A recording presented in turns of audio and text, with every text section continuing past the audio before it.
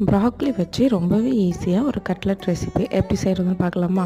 அதுக்கு ஃபர்ஸ்ட் ஒரு பேனில் கொஞ்சமாக கீ சேர்த்து கூடவே பொடியாக நறுக்கின வெங்காயம், அதுக்கு தேவையான அளவு உப்பு சேர்த்து நல்லா வதக்கிக்கோங்க.